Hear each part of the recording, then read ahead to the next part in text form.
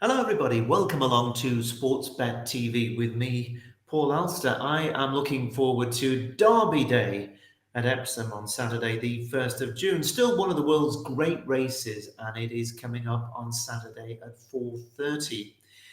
If you're new to this service on the YouTube channel, then please just press the subscribe button just below this screen, and you'll be able to keep in touch with all my selections that I offer. Good each way prices, some of them very big each way prices on occasions, and of course, we've done so very well over very nearly now 4 years of selections on this service. Well, of course, I wasn't with you last week. I was off last week. So back with you to start a new month in June. It's already been a very good day on Friday for my subscribers at Out in Front because I tipped them the Oaks winner who absolutely ran away with it, Dermot Wells filly. You could have been on that one as well if you'd have subscribed. And if you do want to join us at Out in Front, then if you click on the description box just below this screen, there's a link there and you can sign up. And of course, you'll be able to get all my tips for Derby Day. There are 4 of them. And of course, we're beginning to close in on Royal Ascot. It's coming up just down the road now, just less than 3 weeks, I think. So a lot to look forward to, and you don't want to miss out because my record, particularly at the big meetings, is very, very good indeed. Anyway, that's up to you. You can decide whether or not you want to sign up, but I have 2 selections for you for free for Saturday, and they're both at Epsom. If you want to know my Derby selection, that one is being posted Out in Front. But my first selection for you is at Epsom at 1:25 Saturday afternoon. It's the 1.25 mile Leicester Piggott handicap, named after the greatest jockey. Good to soft ground is still forecast for Epsom Saturday. 12 runners here. And this is a race that King's Clear's Andrew Balding seems to target, particularly in recent years with progressive handicappers. Indeed, he's won it 3 times from the last 6 renewals, and this time he relies on a horse called Portsmouth, who was a really easy winner here at the first meeting of the season in April over the extended mile. And then he found the combination of the 1.25 mile heavy ground, and he also ran a bit too free in the early stages, too much for him, when he was a length second at Goodwood last time out, off £3 lower than on Saturday. Now, the better ground, I think, will suit Portsmouth, and he has a big chance, but only if he settles better. And you can imagine with all that atmosphere on Derby Day, they still get probably 100,000 people. The bands will be playing and all sorts of hullabaloo.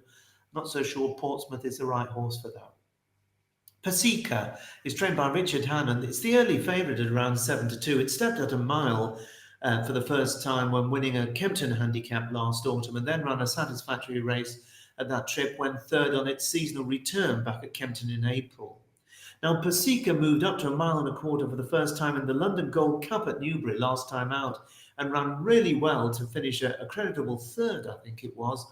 Although watching the race back, I wasn't absolutely convinced that he had anything left in the tank in the closing stages. Whether he'll stay, remember they finish up the hill at Epsom on Saturday, remains to be seen. Cool Legend for William Haggas won over 1 mile and 3 furlongs in the Kempton Maiden in December, so no stamina worries for him. And he likely needed the run when a very satisfactory 5th over 1.5 miles at York a couple of weeks ago. He did get tired in the closing stages there. I think it's interesting that his fine trainer has decided to return him to 10 furlongs here with that run under his belt. And he's one to definitely be a bit worried about, I think, Cool Legend.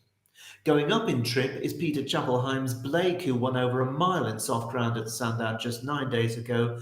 And he's asked to turn out again pretty quickly with a £6 higher mark here. Now then, Red Hot Whisper for Ben Brookhouse. They overfaced this one as a juvenile, including in the Group 1 Cameco Trophy at Doncaster in October. And after 3 runs this year, he goes handicapping for the first time off what possibly is a workable mark of 87, having finished second in Nottingham Maiden last time out over the extended mile. But he didn't look an easy ride. So I'm wondering if Epsom is going to be a bit of a problem for him. We'll see. And then Golden West for Carl Burke, winner over the extended mile here at Epsom last season, has struggled in Group 3 company on his last 2 outings. But this is easier.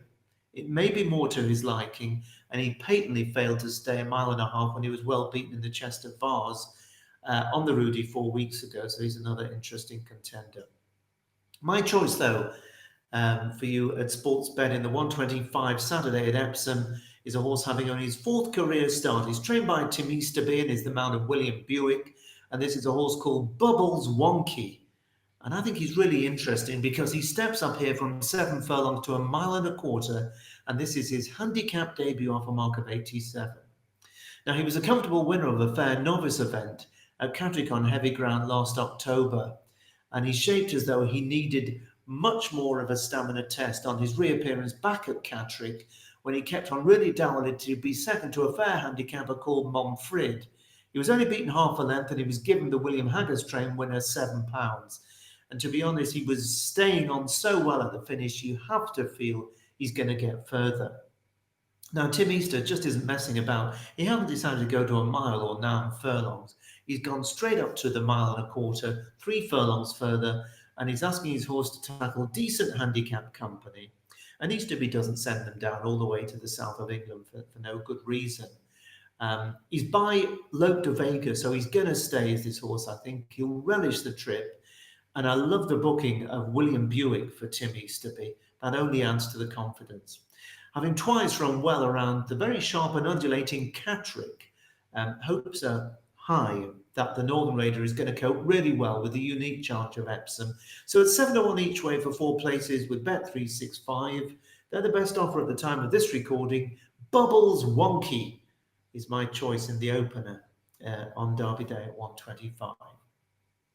As I said earlier, I've got 4 selections over at Out in Front. 3 of them are at Epsom, including the Derby. You can check them out by clicking on the link in the description box and signing up to join us. But I have one other as well for you here, free at Sportsbet. And that's in the finale at Epsom, the 550, a 6 furlong handicap. We're still expecting good to soft ground. 16 runners, really hot 6 furlong handicap this. Plenty of horses we're going to see throughout the season in the big handicaps at this trip, including the Wokingham, the Stewards Cup, the Air Gold Cup, and so on. Now, Badri, trained by Julie Camacho, won this race 12 months ago for Ruth Carr, but I think he'll do very well to follow up, having failed to shine in his 3 runs so far this season. Maybe the application of first-time cheap pieces will help his cause, and he clearly likes the track, but on what he's done so far this term, he's very hard to recommend. But that isn't the case for the 2022 winner of this race, Mr. Wagyu, who's trained by John Quinn and his son Sean. Now, this one really does remain a force to be reckoned with in this company, despite getting a bit long in the tooth. He ran surprisingly well when second at Ripon on his seasonal reappearance over 5 furlongs, and then he again ran with credit last time at York when he was 6 of 21 in a hot event. He's now come down to a mark of 90, and he could be dangerous off that mark, especially if he gets a clear run around Epsom. Now, the winner of the 6 furlong sprint handicap at York a couple of weeks ago was Ali's Dancer, trained by Kevin Ryan. He won in really good style, but he's gone up £6 for that to a mark of 97. So he's got a stiff task on a very, very different track to York, of course. Another to have gone up £6 for a recent win is the back-to-form Misty Grey, trained by David O'Mara. This one finished really strongly and won a valuable event on the all-weather at Newcastle a few weeks ago, but his turf record isn't half as good as his all-weather record. Indeed, he's only won 1 of 24, and that, I think, makes him opposable. Now, there could be better to come from Roger Varian's Russet Gold, who shaped nicely on his first start of the season when third at Ascot 3 weeks ago, and similarly, the enigmatic Mums Tipple, trained by Richard Hannon, ran with credit when 4th of 21 at Newmarket 4 weeks ago, and has actually been dropped a pound since.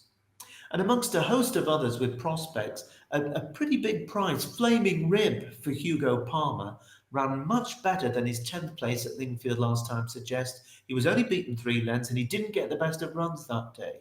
So this classy performer, who was having his first run since last summer, is entitled to improve for that run.